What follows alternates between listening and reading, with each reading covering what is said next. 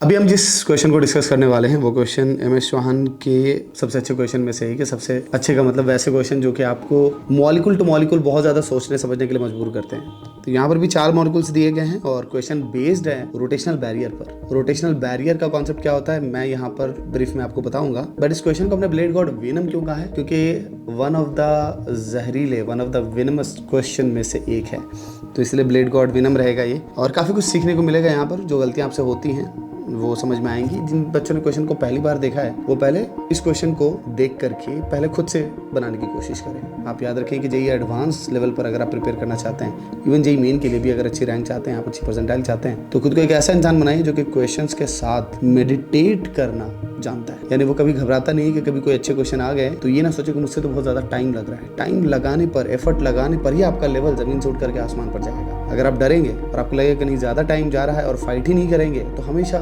सिर्फ और सिर्फ आसान क्वेश्चन बनाने का लेवल रह जाएगा। या हो सकता है कि उसमें भी आपको डाउट रहे। तो डाउट्स तभी जाते हैं जब आप फाइट करते हैं, कॉन्फिडेंस तभी आता है जब आप फाइट करते हैं, राइट। तो क्वेश्चन में करना क्या है, हमें बेसिकली क्वेश्चन में 4 मॉलिक्यूल्स दिए गए हैं, राइट। और इन 4 मॉलिक्यूल्स के अलग अलग रोटेशनल फ्री एनर्जी दिए गए हैं। अब हमें पता है कि फ्री एनर्जी जितनी कम होगी रोटेशन उतना ज़्यादा आसान होगा। फ्री एनर्जी कम का मतलब प्रोसेस उतना ज़्यादा फेवरेबल होगा। तो रोटेशनल बैरियर मतलब फ्री एनर्जी का बैरियर है, वो बैरियर जितना छोटा प्रोसेस उतना ज़्यादा होगा। अब अलग अलग 4 रोटेशनल फ्री एनर्जी को अगर हम देखें तो उसमें से एक नेगेटिव बैरियर भी है। जो नेगेटिव बैरियर है उसका मतलब ये है कि मॉलिक्यूल के अंदर खुद ही बहुत ज़्यादा टेंडेंसी है कि वो दिए गए बॉन्ड के अबाउट रोटेशन खुद ही कर लेगा, खुद ही उसके अंदर बहुत ही नेचुरल टेंडेंसी है। मतलब वहाँ पर किसी तरह का कोई ऐसा इफेक्ट होगा जो उनको रोटेट करने के लिए मजबूर कर रहा है, राइट। तो नेगेटिव बैरियर वाला मॉलिक्यूल हमें ढूंढना है। एंड देन फिर हमें दिखाई दे रहा 3 अलग अलग जो वैल्यूज़ हैं रोटेशनल फ्री एनर्जी के, उसमें से 180 किलो जूल पर मोल जो वैल्यू है वो हाईएस्ट है और 21 किलो जूल पर मोल दैट इज लोएस्ट, ठीक है। अब इन चारों मॉलिक्यूल को मैंने अलग अलग रख लिया है। इनमें हमें पता है रोटेशनल बैरियर का कॉन्सेप्ट है, तो एक बार मैं रिकॉल करा दूं आपको कि रोटेशनल बैरियर अगर आप डिस्कस करने गए तो डबल बॉन्ड कैरेक्टर जितना ज़्यादा होगा रोटेशन उतना ज़्यादा दिए गए बॉन्ड के अबाउट उतना ज़्यादा मुश्किल होगा। क्यों, ऐसा क्यों है? क्योंकि जब कभी भी आप डबल बॉन्ड के एनालिसिस करेंगे तो डबल बॉन्ड बना होता है पीजेड एटमिक ऑर्बिटल से बने हुए पाई बॉन्ड की वजह से। PZ atomic orbital by default हम स्टैंडर्ड पीजेड एटमिक ऑर्बिटल को इन्वॉल्व करते हैं पाई बॉन्ड बनाने में। तो जब कभी भी रोटेशन करवाएंगे, सपोज जैसे ये आपकी उंगलियां हैं और ये पाई बॉन्ड बना रही है, ऊपर का क्लाउड ये पाई का क्लाउड और ये वाला क्लाउड भी जो है वो पाई का क्लाउड है और बीच में सिग्मा बॉन्ड है। तो जब कभी भी आप रोटेशन कराएंगे तो देखिए ऊपर का क्लाउड और नीचे का क्लाउड ये टूट जाएगा। अगर आप पाई बॉन्ड के अबाउट रोटेशन करवा रहे हैं, डबल बॉन्ड के अबाउट रोटेशन करवा रहे हैं, तो पाई का क्लाउड टूट जाता है। सिग्मा बॉन्ड स्ट्रांग है और वो बिल्कुल जैसे कि एक्सल होते हैं गाड़ी के वैसे काम करते हैं, रोटेशन अलाउ कर देते हैं।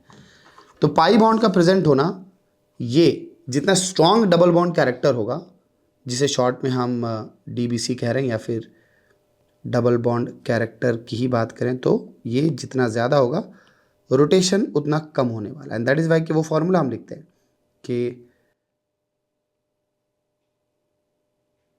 रोटेशन उतना ज़्यादा होगा, राइट। रोटेशन उतना ज़्यादा होगा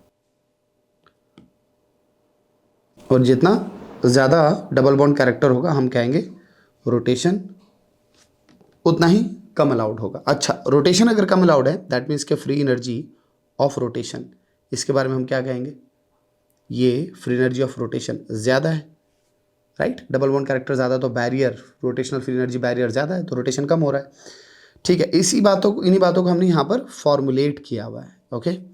इन्हीं बातों को हमने फॉर्मुलेट किया हुआ है, इन्हीं बातों को हमने यहाँ पर इस तरह से फॉर्मूले के रूप में लिखा हुआ है कि डबल बॉन्ड कैरेक्टर के डायरेक्ट प्रोपोर्शनल और सिंगल बॉन्ड कैरेक्टर के इनवर्स प्रोपोर्शनल हो जाएगा। फिर हमने यहाँ पर 2 कॉन्सेप्ट्स लिखे हुए हैं। स्टेरिक इनहिबिशन ऑफ रेजोनेंस का कॉन्सेप्ट जो कि हम जीओसी में पढ़ते हैं, और वैसे ही एसआईपी भी होता है steric inhibition of protonation, but यहाँ पर स्टेरिक इनहिबिशन ऑफ रेजोनेंस से कॉन्सेप्ट्स जो है वो ज़्यादा रिलेट कर पाएंगे हम लोग। बेंजीन में ऑर्थो पोजिशंस पे अगर बल्कि ग्रुप प्रेजेंट होते हैं तो स्टेरिक इफेक्ट आता है। अब अगर 2 बल्कि ग्रुप एडजेसेंट रखे हुए हों एक दूसरे के ऑर्थो पर, तो वो रिपल्शन करेंगे और रिपल्शन की वजह से क्या होगा, एक दूसरे से दूर भागने की कोशिश करेंगे। अगर यही चीज़ एक ऐसे बायफिनाइल सिस्टम में हो जाए, आप ध्यान से देखेंगे, इस रिंग नंबर 1 पर फोकस कीजिएगा। रिंग नंबर 1 पर जब हम फोकस करेंगे तो देखेंगे कि ऑर्थो, यहां पर ऑर्थो पोजीशन दिखाई दे रहा है, राइट। दोनों एक दूसरे के ऑर्थो पोजीशन पर लगे हुए हैं। तो बाइफिनाइल सिस्टम में जैसे ही किसी एक बेंजीन रिंग के ऑर्थो पोजीशन पर कोई ग्रुप लगाएंगे वैसे ही हमें रिपल्शन मिलने लगेगा, और रिपल्शन मिलेगा तो चूंकि यहां पर सिंगल बॉन्ड के अबाउट रोटेशन पॉसिबल है, तो बेंजीन रिंग जो लगी हुई है दूसरी बेंजीन रिंग से वो रोटेशन में चली जाएगी एक दूसरे से, यानी कि वो जो बल्कि ग्रुप लगा हुआ है इस बल्कि ग्रुप से दूरी बनाने के लिए। तो रोटेशन की टेंडेंसी बढ़ जाएगी और रोटेशनल बैरियर डेफिनेटली कम होगा। ऐसी सिचुएशन हमें कौन से ऑप्शन में देखने को मिल रही है? डेफिनेटली यहाँ देखने को मिल रही है, यहाँ देखने को मिल रही है। और कहीं पर ऐसी टेंस्ड सिचुएशन नहीं मिल रही, इतनी ज़्यादा नहीं मिल रही है, जिससे साफ जाहिर हो रहा है कि यही है नेगेटिव बैरियर वाला molecule. Now coming two options को अगर देखें तो ऑप्शन मैच करने चाहिए हमारे नेगेटिव बैरियर के साथ। सी के एस वाले हमें ऑप्शंस मिल रहे हैं ये दो, दैट मीन्स ये दोनों ऑप्शंस खत्म हो गए। अब सी के एस के साथ हमें दिखाई दे रहा है कि 180 एक बड़ी वैल्यू है, 21 एक छोटी वैल्यू। तो बड़ी और छोटी वैल्यू को अक्सर मैच कराना आसान होता है, उन पर फोकस करते हैं। यहाँ दिखाई दे रहा है बड़ा स्ट्रॉन्ग डबल बॉन्ड कैरेक्टर दिखाई दे रहा है यहाँ पर। क्यों दिखाई दे रहा है डबल बॉन्ड कैरेक्टर स्ट्रॉन्ग? वैसे तो आप कहेंगे कि यहाँ पर कुछ ना कुछ रेजोनेंस भी है, हाँ सही है, कह सकते हैं। यहाँ पर ज्योमेट्रिकल आइसोमर्स के फॉर्म में भी दिखाने की कोशिश की गई है, तो डबल बॉन्ड के अबाउट तो आप दिखा ही सकते हैं कहीं पर भी। बट हम अगर सिंपली सिर्फ डबल बॉन्ड के डिलोकलाइजेशन से रिलेट करके डबल बॉन्ड कैरेक्टर की अगर बातचीत करें तो यहाँ पर जिस बॉन्ड के अबाउट रोटेशन कहा गया है, यहाँ पर जिस बॉन्ड के अबाउट रोटेशन कहा गया है, दोनों ही बॉन्ड्स कुछ ज़्यादा ही डिलोकलाइजेशन में जा रहे हैं। तो एज कंपेयर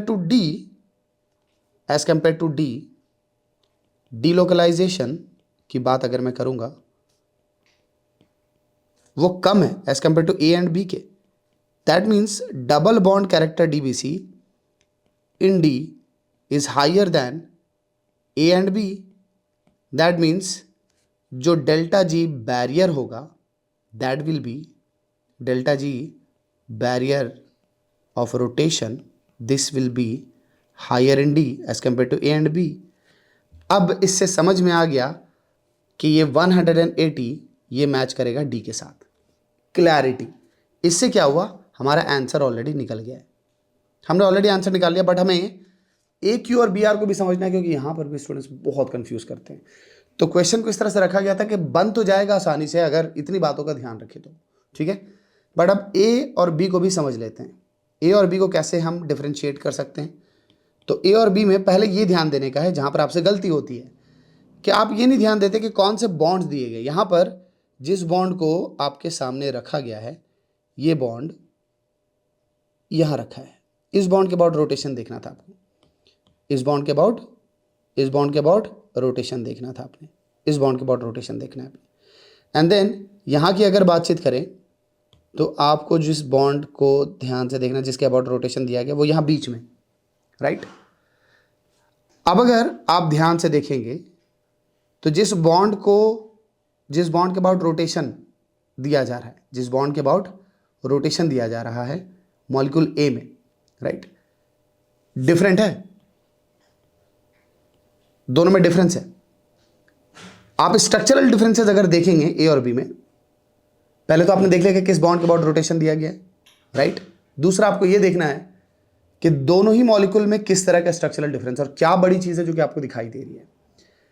अब आई डोंट नो कि आपने किस नज़रिए से देखना है, बट किसी भी कॉन्जुगेटेड मॉलिक्यूल में जो बात सबसे इंपॉर्टेंट हो जाती है वो ये कि कॉन्जुगेशन में कौन कौन से एटम है, और कॉन्जुगेशन में एक जगह पे ऑक्सीजन बिल्कुल भी ना दिखाई दे और एक जगह ऑक्सीजन बड़े प्यार से अरेंज किए जाएं आपको दिखाने के लिए ही, तो डेफिनेटली वहाँ पर ध्यान तो जाना चाहिए। तो ऑक्सीजन का प्रेजेंस ऑक्सीजन का जो प्रेजेंस है वो हमेशा डिलोकलाइजेशन को इफेक्ट करता है एज कम्पेयर टू कार्बन के, कहीं ज़्यादा करता है।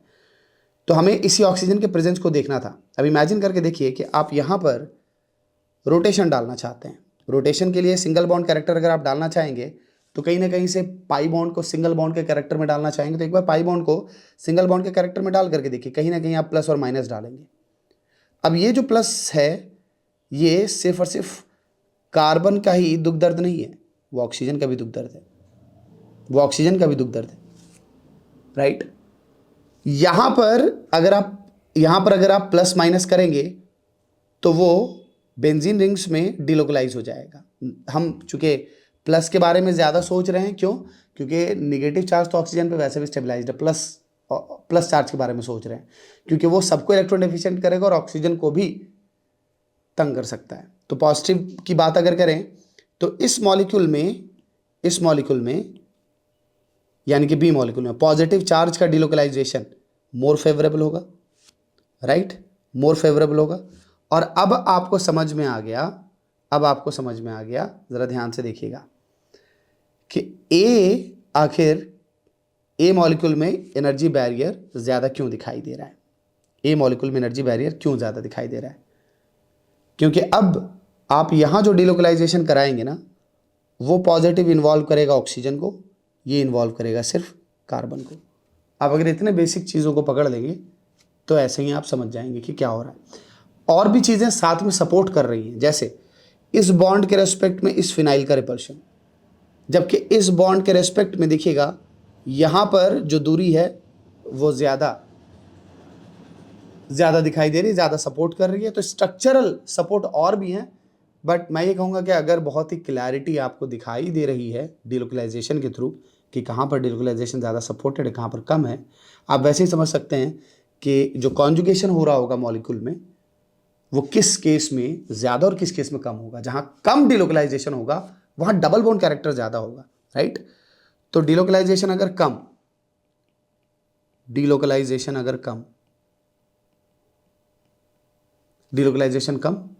तो डबल बॉन्ड कैरेक्टर ज़्यादा होगा, क्योंकि सारे डबल बॉन्ड डिलोकलाइजेशन में इन्वॉल्व थे। डबल बॉन्ड कैरेक्टर ज़्यादा तो डेल्टा जी अपने आप ज़्यादा हो जाएगा, एंड दैट इज़ वाई फिर ए के लिए बी से ज़्यादा एनर्जी बैरियर दिखाई देगा, ठीक है।